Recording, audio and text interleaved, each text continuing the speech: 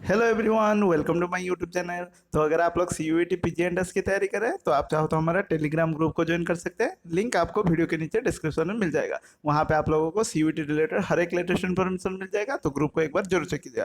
तो देखिए, आज इस वीडियो में हम डिस्कस करने जा रहे हैं जो हम लोग सीरीज को कंटिन्यू करते हुए आ रहे हैं सीयूईटी पीजीएनडीएस प्रिपरेशन के लिए। तो उसका यूनिट 7 प्लान साइंस में से फोटो पीरियडिज्म एंड वर्नलाइजेशन के कुछ मोस्ट इंपॉर्टेंट एमसीक्यू और उसको आंसर को बहुत ही ईजी वे में एक्सप्लेन करने वाले हैं। इसलिए वीडियो को पूरा जरूर देखिए। वीडियो पसंद आए तो लाइक शेयर सब्सक्राइब कीजिएगा, खास करके उनके साथ जो सीयूईटी के लिए अपेयर होने जा रहे हैं। और अगर वीडियो को पहली बार देख रहे हैं तो मैं बता दूं, आपके लिए ऑलरेडी मैंने मिशन सीयूईटी के नाम से एक डेडिकेटेड प्लेलिस्ट बनाया हूँ।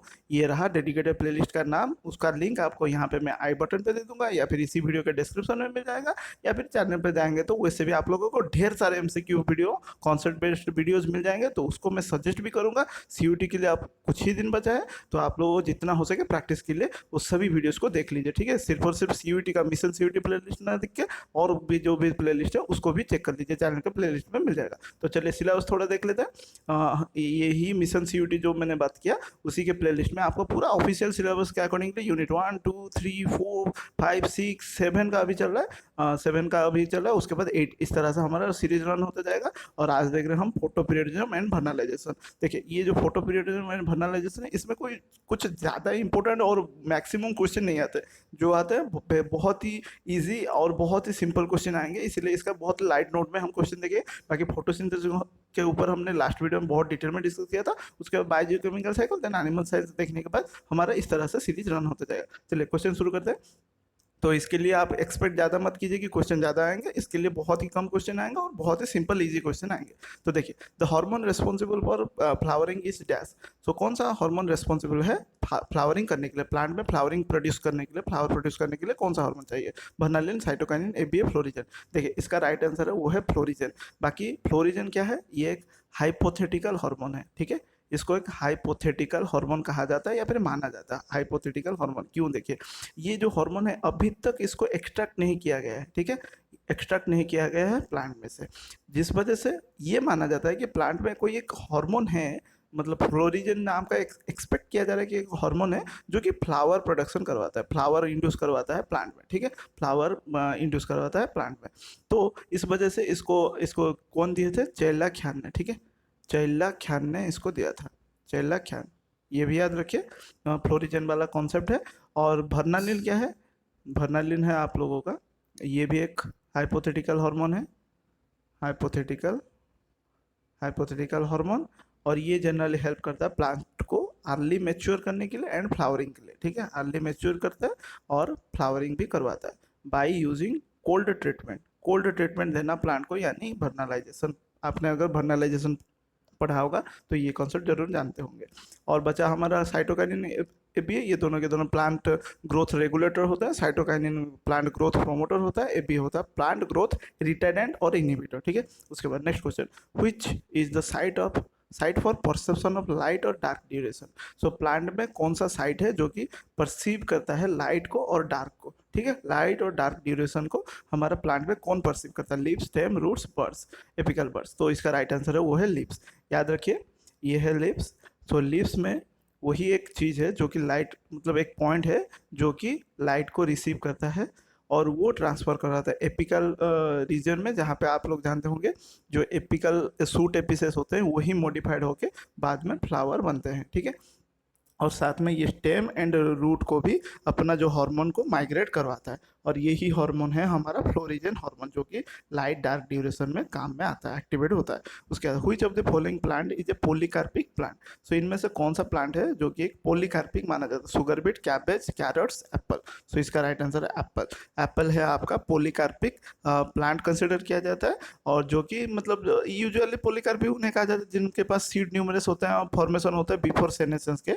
सेनेसेंस यानी एजिंग से पहले पहले ये सब बनाते हैं। उसके बाद आप लोगों का एप्पल एक स्यूडोकार्प माना जाता है। ये एक फॉल्स फ्रूट है, ठीक है। स्यूडोकार्प माना जाता है, स्यूडोकार्प और फॉल्स फ्रूट। क्यों जानते हैं? आप जो एप्पल कंज्यूम करते हो वो एक्चुअली में एप्पल का कोई फ्रूट नहीं है, ठीक है, इसको फॉल्स फ्रूट कहा जाता है। क्यों? देखिए, जो आप पार्ट खाते हो एप्पल का वो एक्चुअली उसका थैलेमस होता है, थैलेमस, फ्लेसी थैलेमस को कंज्यूम करते हैं, क्योंकि उसका जो एक्चुअल फ्लावरिंग होल है वो उसके अंदर में प्रेजेंट होता है, ठीक है, उसके अंदर में सीड्स वगैरह फ्लावरिंग होल्स वगैरह होते हैं, और ये जो फ्लेसी पार्ट जो हम कंज्यूम करते हैं वो एक्चुअली उसका थैलेमस है, ठीक है। बाकी सुगर बीट, कैबेज, कैरेट्स, ये सभी के सभी हमारे ये लाइट को परसीव करके डिफरेंट डिफरेंट बाइनियल्स होते हैं। हमारा खास करके सुगर बीट, कैबेज, ये तीनों के तीनों हमारा बाइनियल्स कंसीडर किया जाता है, जो कि 2 ग्रोइंग सीजन लेते हैं इनका लाइफ साइकिल कंप्लीट करने के लिए। उसके बाद statement A, response of plants to low temperature is regulated by a hypothetical hormone. ये बोला जा रहा है स्टेटमेंट ए में, जो प्लांट को लो टेम्परेचर रेगुलेट कौन करवाता है? Hypothetical hormone. उसका स्टेटमेंट बी में बोला जा रहा है, response of plants to different periods of light is also regulated by a hypothetical hormone. तो लो टेम्परेचर रेस्पॉन्स को कौन रेगुलेट करता है? हाइपोथेटिकल हार्मोन प्लांट में। और डिफरेंट पीरियड्स ऑफ लाइट का जो रेस्पॉन्स है उसको भी कौन रेगुलेट करता है? Hypothetical hormone. तो both the statement are true, false, या फिर ए ट्रू है, बी फॉल्स है, या फिर बी ट्रू है, ए फॉल्स है। तो इसका राइट आंसर है वो है दोनों के दोनों ट्रू है। तो पहला केस में आपका वो हाइपोथेटिकल हार्मोन को वर्नालिन कहते हैं, और सेकंड केस में उसको फ्लोरिजेन कहते हैं, ठीक है। फ्लोरिजेन अभी जस्ट थोड़ी देर पहले देखें, वर्नालिन यानी जो हेल्प करता है वर्नालाइजेशन के लिए, यानी कोल्ड ट्रीटमेंट देने पर प्लांट में फ्लावरिंग होता है, अर्ली मैच्योरिटी होता है। फ्लोरिजन जो कि हाइपोथेटिकल हार्मोन है जो कि फ्लावरिंग प्लांट में करवाता है, ठीक है। उसके बाद statement A, critical duration is different for different plant. Statement B, the plants which are dependent on critical duration are called day neutral plant. तो देखिए statement both are true, both are false, A is true, B is false, या फिर B is true and A is false. तो इसका right answer है A is true but B is false. मतलब critical duration different plant के लिए different होता है। क्रिटिकल ड्यूरेशन क्या होता है मैं बताता हूँ। एक क्रिटिकल ड्यूरेशन यानी एक कोई प्लांट को 12 to 14 आवर्स मिनिमम लाइट चाहिए, उसके अगर नीचे हुआ तो वो फ्लावरिंग करेंगे नहीं करेंगे, या फिर उसके ऊपर भी हुआ तो भी फ्लावरिंग नहीं करेंगे। तो 12 to 14 आवर्स का क्रिटिकल ड्यूरेशन माना जाता है। बाकी ये डिफरेंट प्लांट के लिए डिफरेंट होता है, ठीक है। सो प्लांट के अकॉर्डिंगली ये क्रिटिकल ड्यूरेशन चेंज होता है। मैंने ये एक एवरेज, ऑन एन एवरेज बताया। उसके बाद देखिए स्टेटमेंट बी फॉल्स क्यों है? The plants which are dependent on critical duration are called day neutral plant. उन्हें डे न्यूट्रल प्लांट नहीं बोला जाता, उनको long LDP, long day plant बोला जाता है। डे न्यूट्रल प्लांट डिपेंडेंट नहीं होते क्रिटिकल पीरियड के ऊपर या फिर क्रिटिकल ड्यूरेशन के ऊपर। वो चाहे क्रिटिकल ड्यूरेशन मिले या फिर उससे कम मिले या फिर उससे ज़्यादा मिले, वो फ्लावरिंग करते हैं, ठीक है। उसके बाद which of the crop does not show vernalization. इनमें से कौन सा क्रॉप है जिसमें वर्नालाइजेशन नहीं दिखाता? व्हीट, बार्ली, राइस, राई। तो उसका राइट आंसर है वो है राइस, ठीक है।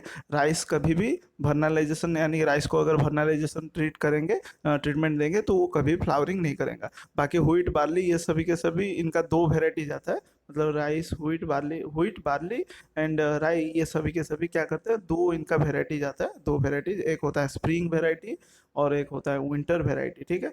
तो इनको कोल्ड ट्रीटमेंट देने पर आप लोगों को क्या करेगा, ये कोल्ड ट्रीटमेंट देने पर ये फोटो पीरियोडिक स्टिमुलेशन दिखाता है, ठीक है। फोटो पीरियोडिक स्टिमुलेशन देखने को मिलता है। सो 2 वेराइटी व्हीट, बार्ली, राई में आपको एक स्प्रिंग वेराइटी, एक विंटर वेराइटी देखने को मिल जाता है, जो कि कोल्ड ट्रीटमेंट देने पर आप लोगों को फोटो पीरियोडिक रेस्पॉन्सेस प्लांट का एक्टिवेट हो जाता है। बाकी राइस में नहीं होता, ठीक है। उसके बाद the reversal of etiolation brought about by light is refer to आज।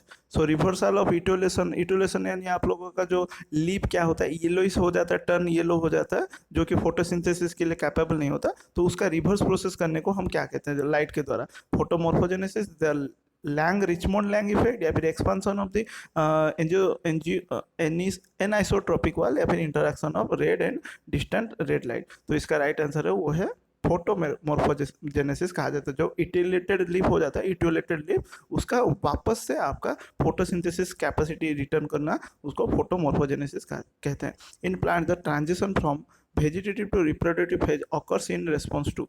तो प्लांट में जो ट्रांजिशन होता है वेजिटेटिव फेज है, वेजिटेटिव फेज से रिप्रोडक्टिव फेज, उसको इन रेस्पॉन्स टू किसके रेस्पॉन्स से होता है? ड्यूरेशन ऑफ द डे के, the degree to which temperature is extreme, the amount of oxygen in the air, mostly the available food in the soil.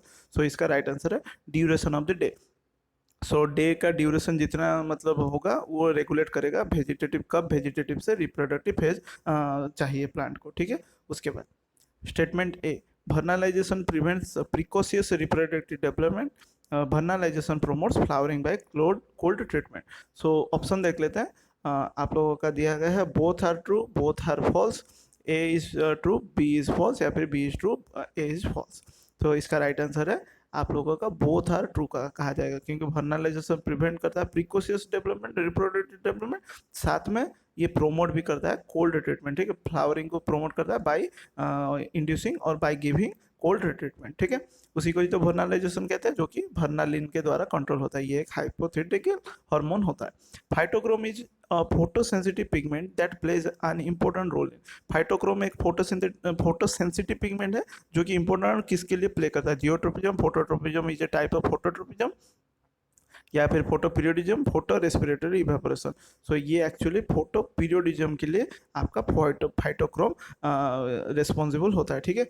Phototropism अगर सोच रहे तो गलत है। फोटोट्रोपिज्म यानी मूवमेंट होना, ठीक है। लाइट के फोटो यानी लाइट, ट्रोपिज्म यानी मूवमेंट, ठीक है। सो ट्रोपिज्म यानी मूवमेंट, तो लाइट की तरफ मूवमेंट करना को फोटोट्रोपिज्म कहते हैं। जियोट्रोपिज्म यानी अर्थ की तरफ मूवमेंट करना को जियोट्रोपिज्म कहते हैं। लेकिन यहाँ पे जो फाइटोक्रोम रोल प्ले करता है वो फोटो पीरियोडिज्म में, फोटो सेंसिटिव पिगमेंट होता है वो फोटो पीरियोडिज्म में इंपॉर्टेंट रोल प्ले करता है। इसके दो पार्ट आते हैं, एक होता है रेड पार्ट और जो कि और एक है far red region, phytochrome red region, phytochrome far red, और बोथ है मतलब रिवर्सिबल इन नेचर, मतलब फाइटोक्रोम रेड वाला कन्वर्ट हो सकता है पीएफआर में और पीएफआर पीआर में कन्वर्ट हो सकता है, ठीक है।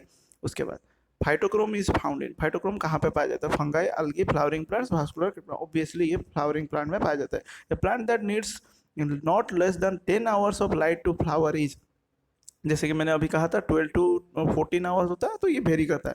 सो वो कौन सा प्लांट है जिसको 10 घंटे से कम तो मतलब चाहिए ही नहीं, not less than 10 hours to of light to flower. So flowering करने के लिए 10 से नीचे नहीं होना चाहिए। उसको क्या कहते हैं, DNP, day neutral plant, long day plant, HDP short day plant, या फिर नॉन ऑफ दी एबव, उसको कहते हैं लॉन्ग डे प्लांट, जिसको 10 घंटे से ज़्यादा मिलेगा तो चलेगा, लेकिन 10 घंटा से नीचे नहीं हो सकता, क्योंकि वो उसका क्रिटिकल पीरियड है। उसके बाद this hormone can replace vernalisation, कौन सा हार्मोन है जो कि वर्नालाइजेशन को रिप्लेस कर सकता है, साइटोकाइनिन, जिबरेलिन, ऑक्सिन, इथिलीन, वो है हमारा डायरेक्टली जिबरेलिन। उसके बाद when the dark period of short plant is interrupted by a brief exposure of light, then the plant is, जब डार्क पीरियड को शॉर्ट डे प्लांट आप लोग जानते होंगे, जो शॉर्ट डे प्लांट होते हैं उनको एक रेगुलर कंटिन्यूस डार्क पीरियड चाहिए होता है, डार्क पीरियड चाहिए होता है। तो उस डार्क पीरियड में आपने क्या किया, एक ब्रीफ एक छोटा सा एक्सपोजर कर दिया, ये थोड़ा सा मैं इसको वाइट कर दे रहा हूँ, ये छोटा सा एक्सपोजर कर दिया लाइट दे के, मतलब यहाँ पे आप पूरा डार्क दिए थे, इस रीजन में पूरा डार्क दिए थे, इस रीजन में आपने पूरा डार्क दिए थे, लेकिन क्या किया आपने बीच में टॉर्च लगा के या फिर कोई भी कुछ लाइट देके, लाइट सोर्स देके उसका जो मतलब कंटिन्यूस डार्क पीरियड को आपने इंटरप्ट कर दिया, तो क्या होगा, फ्लावर्स इमीडिएटली हो जाएगा, उसके मतलब उसके इम्पैक्ट क्या होगा, will not flower at all, या फिर turn into a long day plant, या फिर गिव्स मोर फ्लावर। तो याद रखिए, अगर आपने डार्क पीरियड में थोड़ा सा भी इंटरप्शन कर लिया तो वो क्या होगा, will not flower at all. So short day plant में नेसेसरी कौन है, डार्क पीरियड, और वो भी कंटिन्यूअस होना चाहिए जितना उसका रिक्वायरमेंट है। अगर उसके बीच में अगर आपने थोड़ा सा भी लाइट एक्सपोजर कर दिया या फिर टॉर्च एक लगा दिया तो आपका कभी भी वो फ्लावरिंग नहीं होगा, ठीक है। उसके बाद next question, the pigment involve in red far red light interconversion is, अभी जस्ट थोड़ी देर पहले देखा है, वो है फाइटोक्रोम, जो कि रेड से फार रेड से रेड में कन्वर्ट हो सकता है।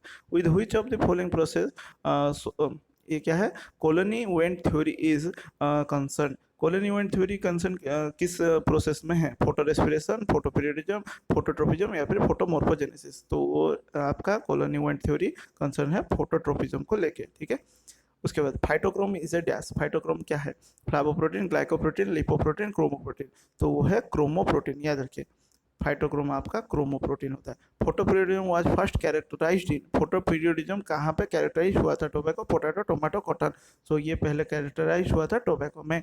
उसके बाद वर्नालाइजेशन क्या है, vernalization enable the plant to have sufficient time to reach maturity, depends not only on a combination of light but also their relative duration, prevents precocious reproductive development late in the growing season, refers especially to the promotion of flowering by a period of low temperature, phenomenon occurs by changing light and temperature, choose the correct answer from the options given। so vernalization पहले तो ये आप लोगों का enables the plant to have sufficient time to reach maturity. हाँ, vernalization ये सही है। ये क्या करता है, मतलब इनेबल करता है मैच्योरिटी रीच, मतलब मैच्योरिटी जल्दी आने के लिए। उसके बाद depends not only on a combination light but also than relative. पहले तो लाइट का इसका कोई रोल नहीं है, इसका मेन फोकस किस पे होता है, टेम्परेचर, लो टेम्परेचर, ठीक है, कोल्ड टेम्परेचर या फिर low temperature. Prevents precocious reproductive development late in the growing season, ये सही है, अभी जस्ट थोड़ी देर पहले देख के आए। Refers specially in the promotion of flowering by a period of low temperature, अभी जस्ट बोले, तो ये भी होगा हमारा राइट आंसर। तो हमारा कौन सा ए सी डी, उसका ई क्या लिखा है, phenomenon occurs by changing light, फिर से लाइट आ गया, लाइट का कोई इसके खास कुछ इम्पैक्ट नहीं पड़ता, ठीक है, तो इसका राइट आंसर हो जाए ए सी डी। सो कहाँ पे A C E, A C D E, A B C D, A C D, तो option 4 is the right answer, ठीक है। उसके बाद promotion of flowering process in a plant by exposure of prolonged cold or winter और by an artificial equivalent is called। तो कोई plant को flowering करने के लिए आप उसको प्रोलॉन्ग क्या दे रहे हैं, कोल्ड दे रहे हैं, विंटर दे रहे हैं, या फिर आर्टिफिशियली उसको कोल्ड कंडीशन दे रहे हैं, तो उसको क्या बोला जाए, stratification, vernalization, photo periodism, scarification. तो देखिए यहाँ पे एक ही होता है, वो है वर्नलाइजेशन। बाकी स्ट्रैटिफिकेशन में भी कोल्ड ट्रीटमेंट दिया जाता है, लेकिन वो किसको दिया जाता है, सीड्स को दिया जाता है, to break the seed dormancy, ये याद रखिए, ठीक है। बाकी वो स्ट्रैटिफिकेशन अलग है, यहाँ पे प्लांट बोला गया है, प्लांट, ठीक है। सो ये था कुछ मोस्ट इंपोर्टेंट एमसीक्यू, और इसमें इस टॉपिक्स में से बहुत ज़्यादा कुछ ऐसे क्वेश्चन नहीं आते, बट जो भी आते हैं बहुत इजी आएंगे, तो आप इजीली कर पाएंगे। Thanks for watching this video. अगर कोई क्वेरी या फिर सजेशन फिर क्वेश्चन वगैरह है तो आप कमेंट सेक्शन में जरूर पूछिएगा। बाकी वीडियो पसंद आए तो लाइक शेयर सब्सक्राइब जरूर कीजिएगा, और मैं जितना जल्दी हो सके आपका पूरा सिलेबस कवर कर लूँगा, ये मैं कोशिश कर रहा हूँ, बहुत जल्दी हो भी जाएगा आई होप। तो इसके बाद हम एनिमल साइंस का भी देख लेंगे, जो भी टॉपिक्स है। तो मिलते हैं नेक्स्ट पार्ट में, और ये वीडियो पसंद आए तो शेयर जरूर कीजिएगा जो भी अपेयर होने जा रहे हैं। Thank you.